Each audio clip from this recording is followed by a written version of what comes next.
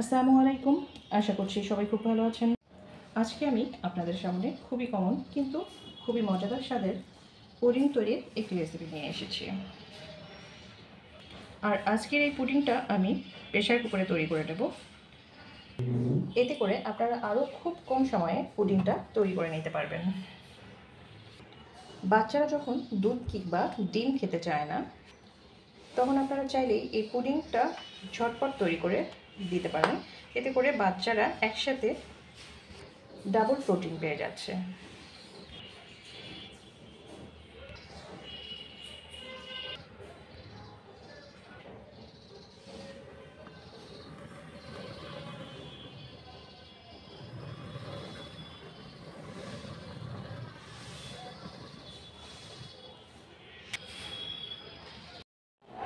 Pudding তৈরি করে নেওয়ার জন্য এখানে আমি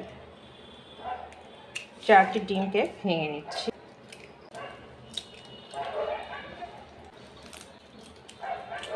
কাঁটা চামচের সাহায্যে আমি ডিমটাকে ফেটিয়ে নেব। এই কাজটাকে আপনারা হ্যান্ড উইচের সাহায্যেও করে নিতে পারেন। মিষ্টিটা যে যেরকম খেতে পছন্দ করে সে অনুযায়ী চিনিটাকে ব্যবহার করে নিতে হবে। ডিমে একটা গন্ধ থাকে, সেই গন্ধটা দূর করে নেওয়ার জন্য দিয়ে নিলাম এলাচ গুঁড়ো। আপনারা এক্ষেত্রে ভ্যানিলা এসেন্সটাও ব্যবহার করে নিতে পারেন। এবার আমি এর মধ্যে দিয়ে নেব আগে থেকে জাল করে নেওয়া দুধ। আমি এখানে 1 কেজি দুধকে জাল করে হাফ কেজি দুধ করে নিয়েছি।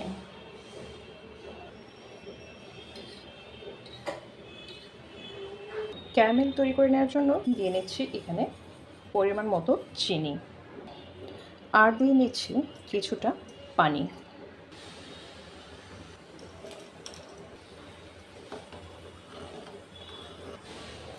গরম গরম থাকা অবস্থাতেই আমি এখন পুডিংটা যে পাত্রে সেট করব সে পাত্রে ক্যারামেলটা ঢেলে নিচ্ছি, আর চারদিকে এটাকে আস্তে আস্তে ঘুরিয়ে ছড়িয়ে নিচ্ছি। ক্যারামেলটাকে আমি সেট করে নিয়েছি, ঢেলে নিচ্ছি পুডিংয়ের মিশ্রণটি। আজকের পুডিংটাকে আমি তৈরি করে নেব একটি প্রেসার কুকারে। দিয়ে নিচ্ছে পরিমাণ মতো পানি।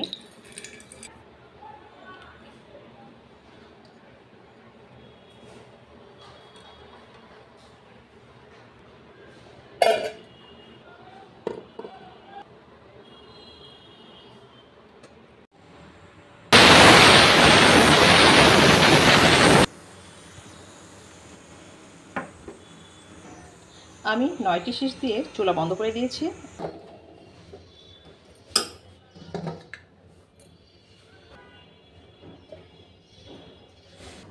দেখেই বোঝা যাচ্ছে এটা বেশ পারফেক্ট হয়েছে। একটা চাকুকে এর চারদিকটাতে আমি একটু ঘুরিয়ে নিচ্ছি, এতে করে পুডিংটা খুব সহজেই বের হয়ে আসবে।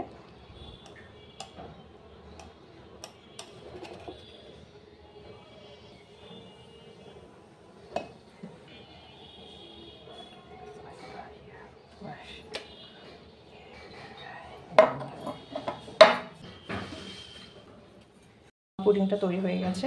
এভাবে খুব সহজেই আপনারাও বাড়িতে প্রেসার কুকারে পুডিং খুব তাড়াতাড়ি তৈরি করে নিতে পারবেন। এতে সময় অনেক কম লাগে আর গ্যাসের খরচটাও খুব কম হয়।